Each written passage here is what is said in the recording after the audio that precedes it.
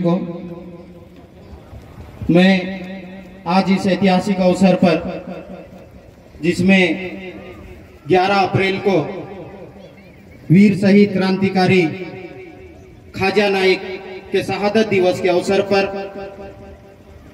गाथा स्थापना का कार्यक्रम किया गया और चौराहे का नामकरण वीर शहीद खाजा नाइक चौराहे के नाम से रखा गया। तो ये हमारे लिए गौरव की बात है। मैं सबको बधाई शुभकामना देता हूं। और साथ ही साथ आज महात्मा ज्योतिबा फुले का जयंती है, जिन्होंने हमको शिक्षा का अधिकार दिया और उनके जीवन संगिनी सावित्री देवी फुले, उन्होंने महिलाओं के लिए पहला स्कूल खुलवाया था। उनको भी मैं सत सत नमन करता हूं। इस मंच पर कई सारे वक्ताओं ने अपनी बात रखी और अभी भी युवा साथी बहुत सारे बचे हुए हैं। हम जानते हैं कि बहुत अच्छे अच्छे वक्ता हम लोगों के बीच में अभी तैयार हो गए हैं। पहले समय ऐसा हुआ करता था, गजानन दादा और ये लोग आंदोलन करते थे और एक मुक्ति संगठन अपने सबाब पे था। जब छेमटिया बोल के और कपड़े अच्छे नहीं होने से बस की सीट से लोगों को उठा दिया जाता था और फॉरेस्ट विभाग का फॉरेस्ट आता था और वो लकड़ी के काटने वालों को, या पुलिस विभाग का पुलिस आरक्षक आता था, छोटे छोटे बातों में ही हम लोगों को परेशान किया करते थे। उस समय में हमारे समाज के जाबाज साथियों ने संघर्ष किया और आज ये लोग बोलते थे, लेकिन एक दौर यहाँ पर शांति सेना और मुक्ति सेना के बीच में संघर्ष हुआ। कई सारे साथी हमारे शहीद हो गए। संगठन के नाम से लोग इकट्ठे नहीं होते थे। उस दौर से हम लोगों ने शुरुआत करी इलाके में आदिवासी विकास संगठन बनाकर, और तब हम वक्ताओं को बुलाते थे तो गजानन दादा, राजेश भाई, गेंद्राम दादा और उनके साथियों को छोड़ के कोई वक्ता नहीं हुआ करता था। और महाराष्ट्र, गुजरात, राजस्थान से हम लोगों को वक्ता को बुलाना पड़ता था। लेकिन आज यह आंदोलन धीरे धीरे यौवन अवस्था में आ गया। जैसे अभी बोल रहा था महेंद्र भाई मेरा कि ये राजनीतिक पार्टियां तो 18 साल छोटी है, तो वैसे ही हमारे आंदोलन के ये जो नौजवान साथी हैं, बचपन से अब जवान हो गए हैं और नौजवान साथी अब मंच से दहाड़ने लगे हैं। वो तो मान सम्मान में हम बुजुर्गों को बुलाते हैं, नहीं तो हमारे नौजवान युवा साथी काफी हो जाएंगे आज की तारीख में। दूसरी जो बात है महत्वपूर्ण, हमारे इलाके के तो बुजुर्ग जनप्रतिनिधि आए मंच पे और बहुत अच्छी बात बोली कि हमारे समाज में बड़ों का मान सम्मान इज्जत रखना सिखाया जाता है और हम लोग भी उसी पद चिन्हों पे चल रहे हैं। लेकिन एक बात और हमको इससे आगे करना होगी। मैं महेंद्र भाई की बात को रिपीट कर रहा हूं, मेरी बात नहीं बोल रहा हूं। घर का मुखिया भी नए साथियों को जवाबदारी देता है, तो हमको उस बात का भी ख्याल रखना होगा। और जब हम मिलजुल कर काम करेंगे, मिलजुल कर मुद्दे लाएंगे, तो शायद जो इतिहास के पन्ने में इस इलाके में नहीं हो पाया, वो आने वाले समय में हम कर सकेंगे। प्रशासन में सीधी भर्ती और प्रमोशन दो सिस्टम है। दो सिस्टम से एंट्री होती है। एक तो डायरेक्ट भर्ती होती जो बंद है अभी। 2003 के बाद से अभी तक 1 लाख पदों की भर्ती नहीं हुई और कई सारे साथी अभी ये कह रहे हैं कि 1 लाख नाम की कोई चीज बची नहीं। जब हमारे साथी प्रतिनिधि मंडल के रूप में शासन के प्रतिनिधि को पास में मिलने गए और बात किए कि मेरे समाज के नौजवान साथी रोजगार के लिए दर दर की ठोकरें खा रहे हैं और भोपाल में जाते हैं तो आप लाठियां मारते हो, तो आप लोग समझिए उनका जवाब क्या था। हम लोगों ने 1 लाख नाम की भर्ती पूरी निकाल दी है, सारे नोटिफिकेशन जारी हो गए। क्या आप लोग कहते हो, आप लोगों को जानकारी सारे 1 लाख की भर्ती निकल गई है क्या? नहीं निकली है। तो नौजवान साथी, मैं बात बता रहा था कि सीधी भर्ती, तो सीधी भर्ती जो नया अनुभव आना चाहिए, नया टैलेंट आना चाहिए, वो कुछ करे या षड्यंत्र के बहाने आने नहीं दिया जा रहा है। और जो पुराना अनुभव है 62 साल से पहले 58 साल की सेवानिवृत्ति की आयु थी, उसको 60 साल कर दिया और उसके बाद में आज उसको 62 साल कर दिए। हो सकता आने वाले समय में और बढ़ा दे।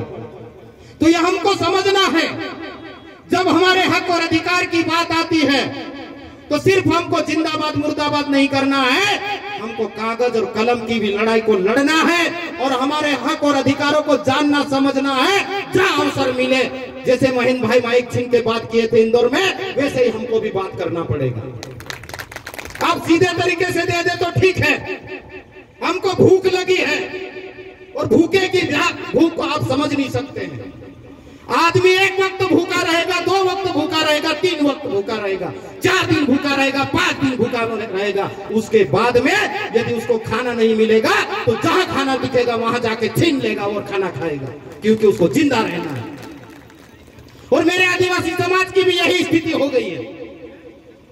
हमारे इलाके में जंगल है, जल है, जमीन है, खनिज संपदा है और इस देश के संविधान में भी डॉक्टर भीमराव अंबेडकर की अध्यक्षता में जो प्रारूप सभा बनी थी, जो संविधान बना, उसमें भी अधिकार लिख लिख के भरे पड़े हैं।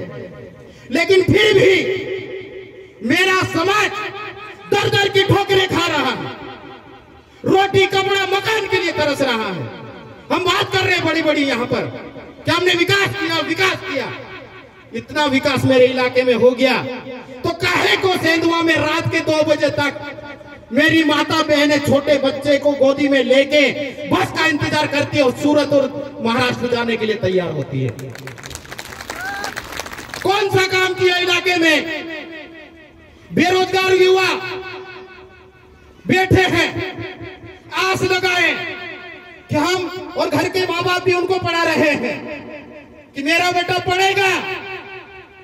स्कूलें तो खत्म कर दी हैं, फिर भी मेरा बेटा पढ़ेगा, 10वीं करेगा, 12वीं करेगा, बीए करेगा, बीएससी करेगा, बीकॉम करेगा और मास्टर डिग्री करेगा, डॉक्टरेट करेगा, बीई करेगा, एमबीबीएस करेगा, नौकरी लगाएगा और मेरे परिवार का उद्धार करेगा, मेरे गांव का उद्धार करेगा, मेरे क्षेत्र का उद्धार करेगा। लेकिन क्या मिल रहा है आज?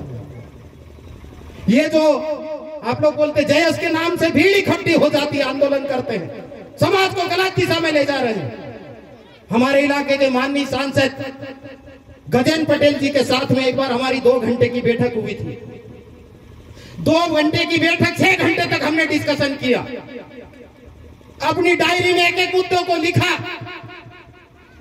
और कहा कि जो आप यूथ को बोल रहे हैं ना कि आंदोलन नहीं करना चाहिए, मैंने कहा कि 1.5 लाख नौकरी एसटीएससी के निकाल दीजिए। ये जितने नौजवान युवा और जवान साथी है ना, वो आंदोलन नहीं करेंगे, आपके प्रशासन और शासन का काम करेंगे। लेकिन आज तक पेंडिंग है। तो क्षेत्र में जो स्थितियां बनी है, परिस्थितियां बनी है, उसको हमको समझना होगा। आप सिलावत चले जाइए, दिन के समय में जो सूरत की बस इधर से जाती है या छोटे छोटे जो गाड़ियां जाती हैं, तूफाने जाती हैं, जो पोटलियां ले लेके खड़े रहते सिर में और निकल पड़ते हैं वो। और आज इस कार्यक्रम में ज्यादा लोग क्यों नहीं आए, उसको भी आप लोग समझिए। सारे लोग मकान खाली कर करके पलायन कर गए हैं। हम बात कर रहे हैं, बात करना बहुत अच्छा लगता है, नाचना गाना भी बहुत अच्छा लगता है, लेकिन संवेदना होना बड़ी बात होती है। जिसमें संवेदना होती है वो जानता है। कई बार लोग बोलते हैं वो तो नाटक करते रोते हैं। अरे जिसमें संवेदना नहीं बची वो क्या रोएगा? जो दूसरे का दुख और दर्द समझता है वो रो सकता है। हर किसी को रोना नहीं आता दूसरे के दुख में। तो ये हम जो कार्यक्रम कर रहे हैं हंसी मजाक में नहीं कर रहे हैं, हम बहुत सीरियस हैं आने वाले समय के लिए, भविष्य को लेकर। कि जितने लड़के पढ़ रहे हैं, हम गांव-गांव घूमते हैं, ठीक है, हम बाहर घूमते थे इससे पहले, इसलिए इलाके में कम घूमे थे, लेकिन अब हम घूम रहे हैं। एक एक गांव में 3-3, 400 लोग लड़के पढ़ने वाले हैं। आप सरकारी नौकरियां दोगे, एक गांव में 20 नौकरी से ज्यादा नौकरी नहीं हो सकती है। मास्टर को मिला लीजिए, चपरासी को मिला लीजिए, फॉरेस्ट गार्ड को मिला लीजिए, पुलिस वाले को मिला लीजिए, स्वास्थ्य कर्मी को मिला लीजिए, 20 लोगों से ज्यादा आप नौकरी नहीं दे पाओगे। फिर ये 200-250 लोग कहां जाएंगे? खेती के टुकड़े हो गए हमारे। जिन जिन जंगलों में खेती हो सकती थी वहां वहां हम पहुंच गए। अब जो समाज का नौजवान युवा है वो जाएगा कहां आखिर? हम तो पड़े हैं कि ये जीत जाए कि मैं हार जाऊं, मैं जीत जाऊं कि वो हार जाए, लेकिन गंभीरता से कभी चर्चा की है, कभी चिंता की है? एक आध कोई चीज ऐसी क्षेत्र में हुई हो तो बता दीजिए। तो ये सीरियस बात है। जब सीरियस बात होती है तो लोग सुनते भी हैं। लोगों को लगना चाहिए कि सामने जो खड़ा वो मेरी बात कर रहा है, मेरे दुख दर्द की बात कर रहा है। और बात सिर्फ यहां करने की नहीं है, यहां हमने करके देख लिया, गजानन दादा राजेश भाई ने करके देखा है, समाज को यहां तक लाए हैं। हमने अपने अधिकारों के प्रति हमारे समाज के नौजवान और बुजुर्गों को जगाया है। लेकिन अब वक्त आ गया है कि रोड पे आंदोलन करना, मंच में भाषण देना, ये तो निहायत जरूरी है, लेकिन इससे ज्यादा जरूरी विधानसभा और लोकसभा में जाके अच्छी बात करने वाले लोगों की जरूरत है। फिर चाहे प्यारसीलाल दादा हो, या चाहे अंतर सिंह दादा हो, या चाहे हमारे डॉक्टर एलास सेनानी हो, या सिलदार भाई हो, कोई भी हो, लेकिन जानकार व्यक्ति वहां जाके बात करे। हमारे जैसे लोगों को बात करने की जरूरत नहीं पड़ेगी। इसलिए जो भी समाज का नेतृत्व करना चाहता है वो सोच समझ के फैसला करे। अभी तक निकल गए 75 साल। अब ये समाज ऐसा चुप रहने वाला नहीं है, नहीं तो घर में से पकड़ के लाएंगे और पब्लिक के सामने पीटेंगे। ये वक्त आएगा। तो जितने लोग उत्साहित हैं वो भी इस संघर्ष को और इस गंभीरता को समझ ले। हंसी मजाक नहीं है। समाज अस्तित्व के लिए संघर्ष कर रहा है। खाना नहीं मिलता है घरों में, हम तो नए कपड़े पहन लेते हैं। गांवों में जाके देखिए, साल भर में नया कपड़ा नहीं मिलता है, फटी चट्टी पहनते हैं आज भी। तो बातें तो बहुत है, लेकिन हमारे इलाके में आप लोग बताइए, सारे स्कूलों में टीचर है क्या? नहीं है। जितने दवाखाने हैं, सेंधवा में 22 डॉक्टरों की पोस्टिंग है। एक दिन हॉस्पिटल में गए थे, मात्र 3 डॉक्टर थे। उसमें भी एक आंख का, एक हड्डी का, और एक वो जो इंजेक्शन लगाते हैं ऑपरेशन के टाइम पे, एनेस्थीसिया। वो सारे पेशेंट आते हैं और यहाँ पे भर्ती करते हैं। और जो अनस्किल्ड पर्सन होता है, अनक्वालिफाइड पर्सन होता है, वो इलाज करता है। और मेरे समाज के लोगों की दर्दनाक मौत हो जाती लापरवाही की वजह से, और रेफर कर दिया जाता है। बड़वानी, इंदौर, काहे हॉस्पिटल खोला जहां पर सेंधवा में, काहे हॉस्पिटल खोला चाचिया धनोरा में, वरला, धौली, बलवाड़ी में? डॉक्टर है क्या? नहीं है। कौन बात कर रहा है? ये तो हमने इंटरनली बात की, और अच्छे डॉक्टर हैं यहाँ पर।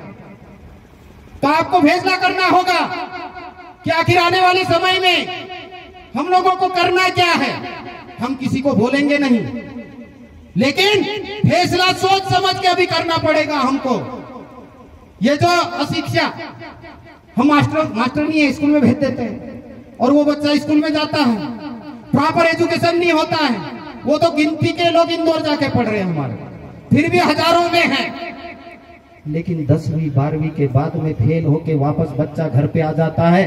पिताजी काम बताता है, बोलता है कि मैं तो पढ़ा लिखा हूँ, खेत का काम नहीं आएगा, मजदूरी नहीं कर सकता, मैं धूप में भी काम नहीं कर सकता हूँ। तो आखिर हम करें क्या? तो ये सारे प्रश्न हैं, इनके उत्तर यदि हमको सकारात्मक चाहिए तो हम लोगों को गंभीरता से काम करना होगा। सिर्फ चिल्ला चोट कर लेने से, नाच लेने, गा लेने से समस्या का समाधान नहीं होने वाला। समस्या का समाधान तरीके से वहां पर बात करना पड़ेगी, और नीतियों में सुधार करना पड़ेगा कि मेरे इलाके का व्यक्ति पलायन करके सूरत और महाराष्ट्र न जाए। मेरे इलाके में ऐसी स्कूल होना चाहिए कि वो इंदौर जाके अध्ययन ना कर पाए। यही उनको एजुकेशन मिलना चाहिए।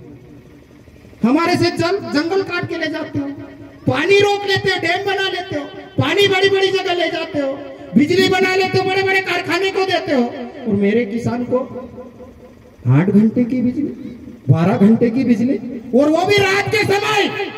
कुदरत ने रात सोने के लिए बनाई है कि खेत में काम करने के लिए बनाई? आप लोग बताइए। तो फिर इनको तो 24 घंटे बिजली और किसानों को 12 घंटे बिजली, और वो भी रात के समय, जब वो जाए खेत में, जब मुझे चप्पल जूते नहीं मिलते और वहां सर्प दंश लेता है और मौत हो जाती है। कौन सी बात कर रहे हैं आप लोग? तो साथियों, बात तो लंबी हो सकती है, लेकिन इस प्रकार के आयोजन करते रहिए। आयोजन कमेटी को मैं धन्यवाद देता हूं कि लोग कह रहे थे यहाँ तो 10 लाख रुपए इकट्ठे हो गए, किसके पास से लाए, जरा हिसाब तो बता दो, हम उनकी जेब से निकालेंगे यहाँ पर मंच पे। किसने दिए 10 लाख रुपए? अरे दर दर पे गए ये लोग, 100-100, 150-150 रुपए, 1000-1000, 2-2000 रुपए इकट्ठे किए। जो सक्षम लोग हैं उन लोगों ने देने से मना कर दिया। 2000 और 2100 की रसीद कट्टे की बात करते हो।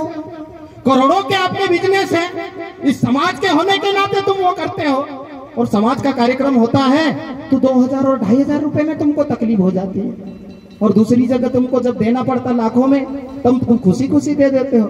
तो मैं कहना चाहता हूं कि आयोजन कमेटी ने बहुत मेहनत की इस कार्यक्रम को बनाने के लिए, दिन रात संघर्ष किया, मेहनत की, और अच्छा गाता अनावरण का कार्यक्रम किया, और ये भी एक अच्छा कार्यक्रम किया।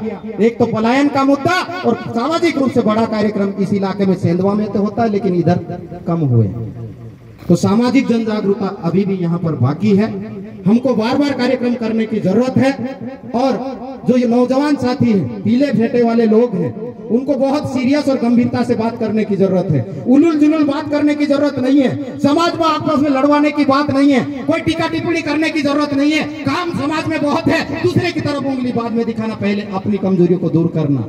अभी हमारे बीच में बहुत सारी कमजोरियां। मुझे बताओ, हम सरकार के भरोसे रहते, नीतियां बनाने की बात करते हैं, लेकिन अपने जीवन में, अपने परिवार को चलाने के लिए, अपना घर को चलाने के लिए सरकार का कितना % योगदान होता है? 10%, 20%? इतना भी नहीं होता, 3-4% योगदान होता है। परिवार को तो घर का मुखिया ही चलाता है, इसलिए समाज में खुद को काम करना पड़ेगा।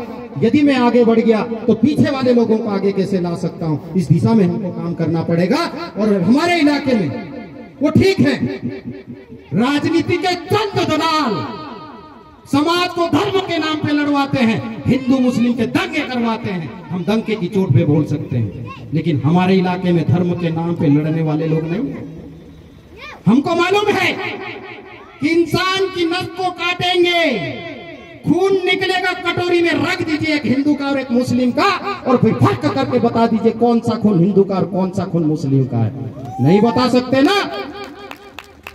तो ये लड़वाने का काम बंद कर दीजिए, और जो लड़वा रहे हैं उनको भी समझ लीजिए। लड़वाने वाले लोगों को सबक सिखाने का वक्त आ गया। नौजवान साथी तैयार हो जाइए। मैं इतनी बात कह के अपनी बात को खत्म करता हूं, और हमारे साथी बचे हुए हैं।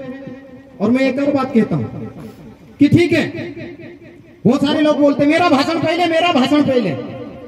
कर लेना भाई, कोई बात नहीं, लेकिन आखिरी में जो बैठा रहता ना, वो काम का होता है, और वो लेके जाता घर पे और परोसता है मोहल्ले में, पड़ोसी में और दूसरे गांव में। तो ये काम के लोग बैठे हुए हैं। इसलिए कोई भी वक्ता ये मत सोचना कि मुझे अपमान कर दिया और लोग चले गए, उसके बाद में मुझे बुलाया। मैं कहता हूं पांडाल भरा था और मैं बात कहता, तब भी उतना फर्क नहीं पड़ता जितना अभी काम के लोग बैठे, और जो मैंने बातें बोली है वो काम की बातें बोली है, और काम की बातें लोगों ने सुनी है और उसका प्रभाव पड़ेगा। तो आप लोग हौसला और हिम्मत रखिए। आप लोग जाबाज नौजवान सिपाही, समाज के लिए लड़ने वाले, इलाके के लिए लड़ने वाले। यदि हम इस इलाके में मिलकर काम करेंगे, सभी समाज के गरीब तबके के लोगों को, वंचितों को, दलितों को, जिनके साथ में अन्य अत्याचार, शोषण, दमन हो रहा है, उनको साथ में लेके चलेंगे तो हम इस लड़ाई को जरूर जीतेंगे। शुक्रिया, धन्यवाद।